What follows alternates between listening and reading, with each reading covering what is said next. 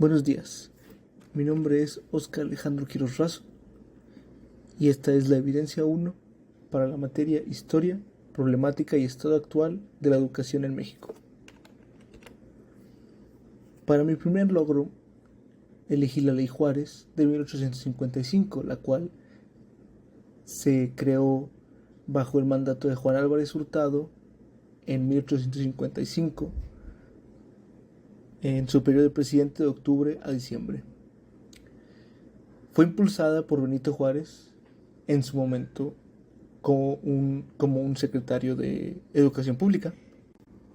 En estas épocas, el problema era el control que tenía la Iglesia sobre la educación, y esta ley es el comienzo de la separación de la Iglesia con el Estado y la educación. Gracias a estas leyes se puede disfrutar una educación laica en la actualidad, donde hay una libertad de expresión religiosa y no se enseña nada de una religión específica, a menos de que sean escuelas dedicadas a eso. Esto también causó muchos problemas aquí en esas épocas, ya que había mucha separación social por el tema religioso entre las comunidades marginadas, más indígenas, y las comunidades católicas que se veían pues en una posición más privilegiada. Yo creo que en estos tiempos el gobierno debió haber proporcionado más ayuda a estas personas en situaciones difíciles para evitar esos problemas sociales que se presentaron con este tipo de cambios. Como segundo logro, elegí la Ley de Instrucción Pública, que tomó a cabo en 1861, mientras Benito Juárez estaba de presidente, en el periodo de 1861 en adelante. La persona que propulsó esta ley fue Benito Juárez, una vez más, pero ahora como presidente de México. Esta fue una época de reforma para México, donde buscaban modernizarse, pero se veían limitados, ya que en esos tiempos las escuelas estaban segregadas por género y no había escuelas para mujeres en todas las edades. Gracias a la Ley de Instrucción Pública de 1861, podemos hoy disfrutar de una educación mixta, donde se busca tratar a todos los alumnos por igual, dando las mismas oportunidades según el desempeño de estos alumnos. Y fue un gran avance para la educación igualitaria en México. En estos tiempos también yo opino que lo que se debió haber hecho fue algún tipo de campaña para quitar los estigmas que tenía que una mujer fuera a la escuela en estos tiempos, ya que no se veía bien dentro de la familia. Siempre se esperaba en estos tiempos que la mujer se quedara en casa y solo aprendiera lo que ocupaba para su casa, nada más.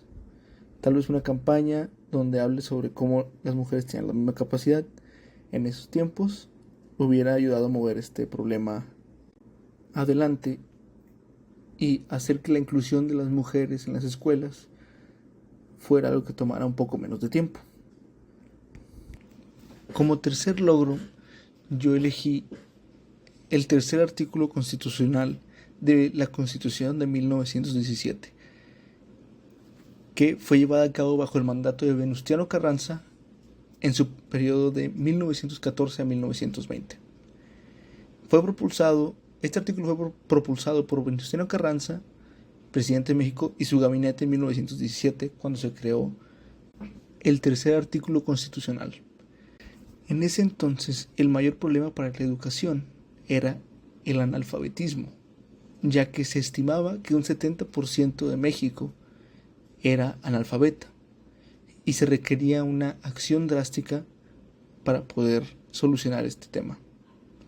Gracias al tercer artículo constitucional, se le concedió el derecho a todas las personas en México de una educación, brindándoles esta oportunidad a todos, y lo cual llevó eventualmente en 1950 a bajar el analfabetismo a un 42.6% según la INEGI. Yo creo que algo que hubiera ayudado con ese problema hubiera sido la creación de aún más escuelas en comunidades marginadas, ya que el analfabetismo era más predominante en esas áreas. Como cuarto logro, yo elegí la creación de la SEP en 1921, bajo el mandato de Álvaro Obregón, de 1920 a 1924. Esto fue propulsado por José Vasconcelos Calderón, que era el secretario de Educación Pública, el primer secretario de Educación Pública para la SEP en 1921. En ese entonces, el problema para la educación era que no había un orden ni una colaboración entre organizaciones educacionales. Así que, con la creación del SEP, se crea una manera más estándar para qué enseñar y la calidad de los materiales que se usaba para ese entonces. Gracias a la SEP, esta calidad y este estándar se mantienen hasta el día de hoy, ya 103 años después de su creación. Yo creo que el problema que tenía en ese entonces se pudo haber resuelto desde antes, ya que hubo 2 versiones anteriores de la SEP, pero no se les dio la prioridad que tenían por dificultades de sus tiempos.